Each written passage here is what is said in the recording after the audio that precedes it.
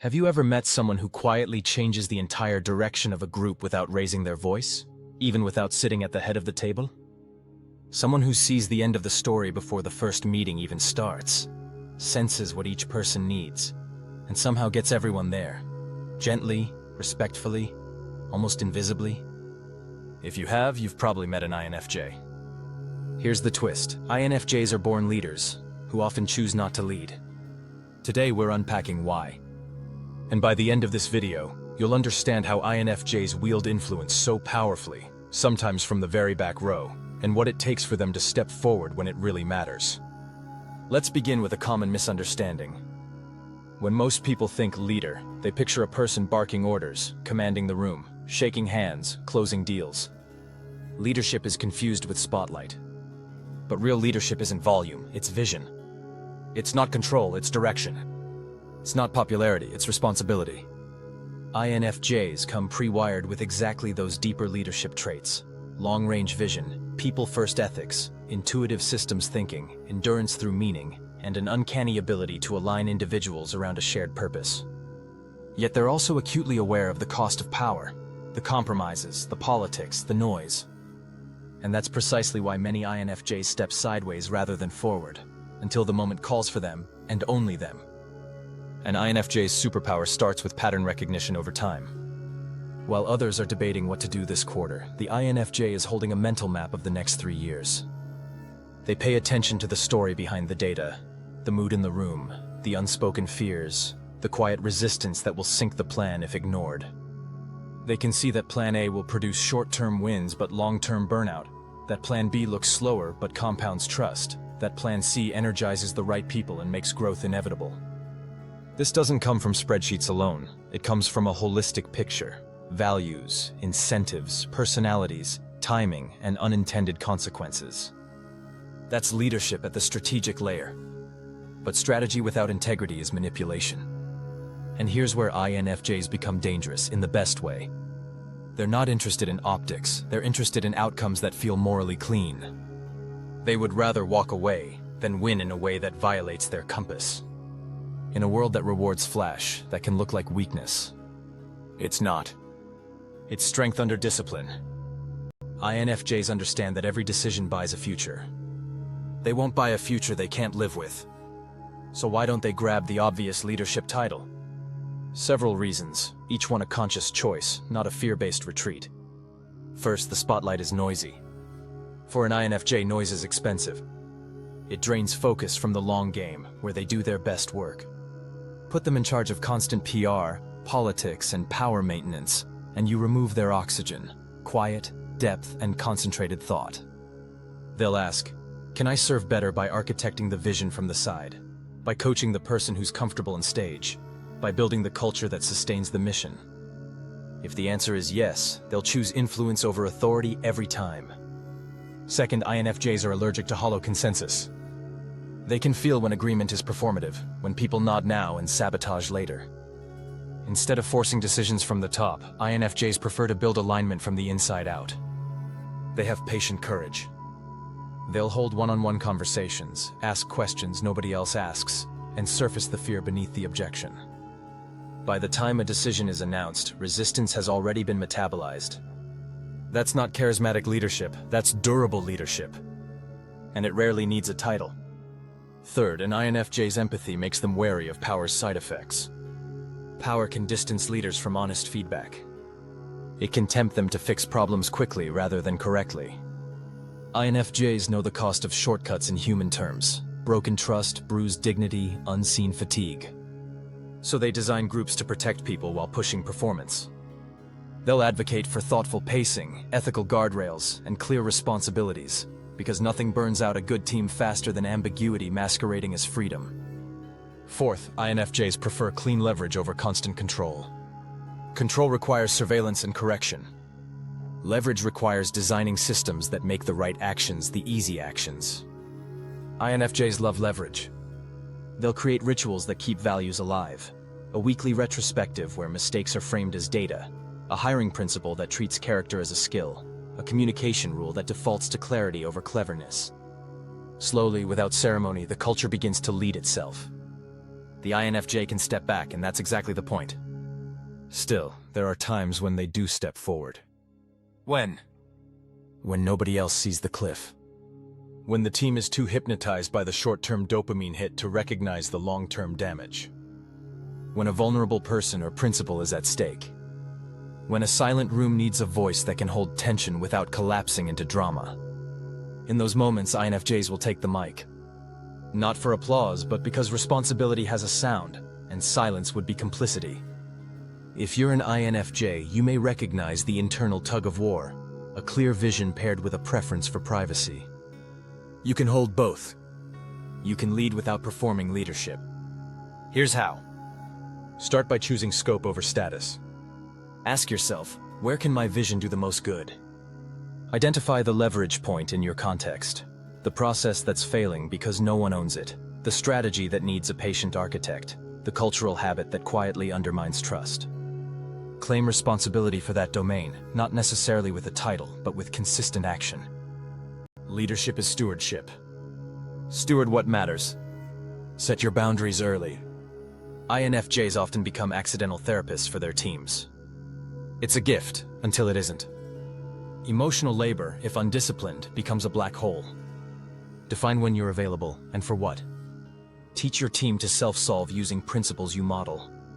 Create shared language. Is this a decision problem, a clarity problem, or a capacity problem? Most conflicts break apart when you ask the right question. Provide the question, let them provide the answer. Communicate your vision in pictures, not just points. INFJs are natural storytellers. Use that. Paint the future in scenes. What success looks like on Tuesday at 3 p.m. How a customer feels after a support call. What the team celebrates at quarter's end. Stories replace fear with familiarity. They allow people to try on the future and feel safe moving toward it. Protect your deep work hours like a hawk. As a visionary, your value concentrates in uninterrupted thought. Block time for pattern analysis, big picture synthesis, and quiet study. You're not being antisocial, you're earning clarity for everyone. When you show up after deep work, you bring coherence. Teams can feel it. Build a trust economy. Keep your promises, narrate your reasoning, admit your misses. When you make a call, explain the principle behind it. People can disagree with your conclusion and still trust your framework. Over time, they'll start using the same framework. That's how leadership scales without control. Now, for the non-INFJs watching, friends, partners, managers, how do you empower an INFJ to lead in their way? Stop equating leadership with volume. Invite them to set strategy and design systems. Give them the space to listen deeply and return with a plan. Don't pressure them to perform leadership if the real need is do leadership. Offer them autonomy, clarify outcomes, and remove unnecessary showmanship. You'll get a leader who cares about the right things and sees around corners. Share the mic. If you want an INFJ to step forward, anchor it to purpose, not prestige. We need you because your judgment protects our values. That sentence moves them more than any title ever will. And when they speak, let their ideas land on the room. Don't rush in to translate. Trust the quiet. Be honest with them. They can feel hedging like a change in barometric pressure. If there's a fear, say it. If there's a constraint, name it. You'll earn their best thinking when you offer your real context. Expect principled pushback. If an INFJ resists a plan, it's usually not out of cynicism. It's because they see a human cost you haven't accounted for. Ask them to map the second-order effects. They will, and you'll save months of cleanup. Let's talk about what happens when an INFJ does take the official lead. The team gets a leader who governs by principles rather than preferences. Meetings shorten because the goal is clarity, not theatrics.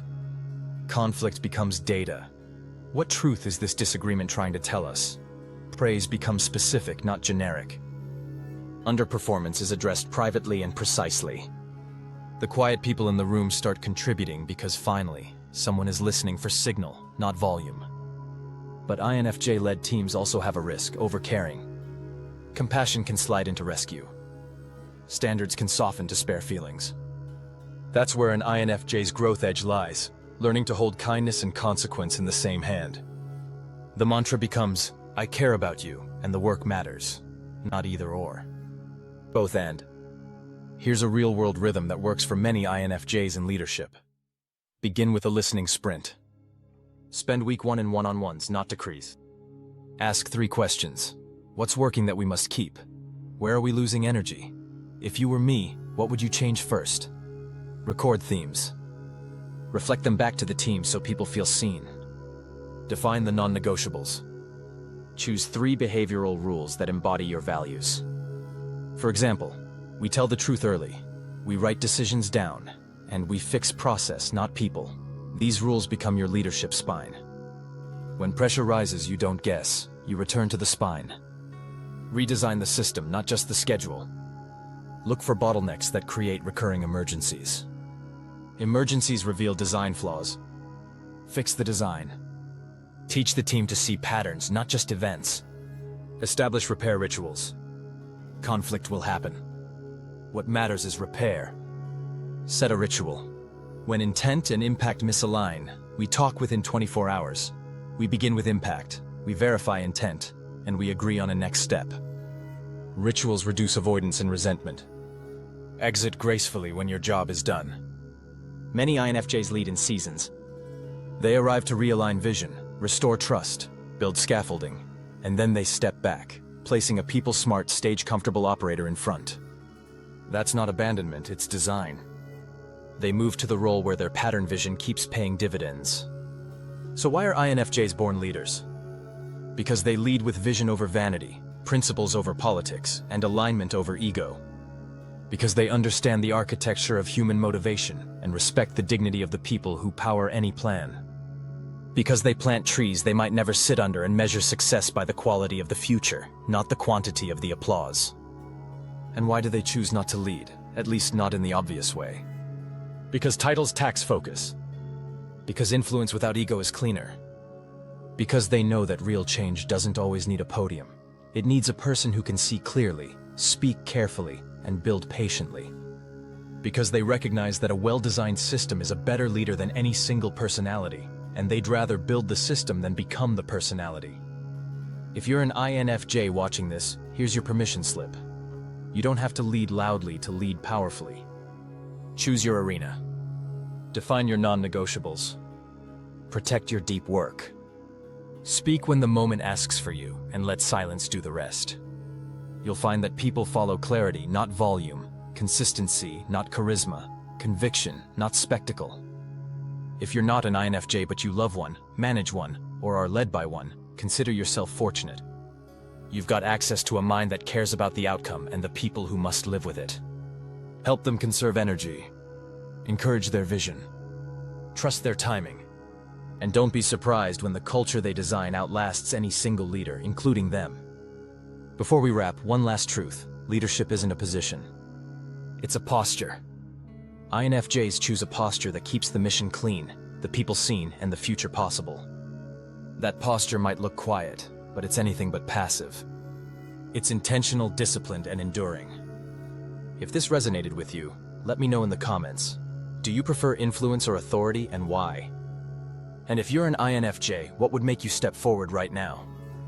If you found value here, hit like, subscribe, and share this with someone who leads from the shadows. Sometimes the most powerful leaders are the ones you almost miss, until you notice the whole room moving in a better direction.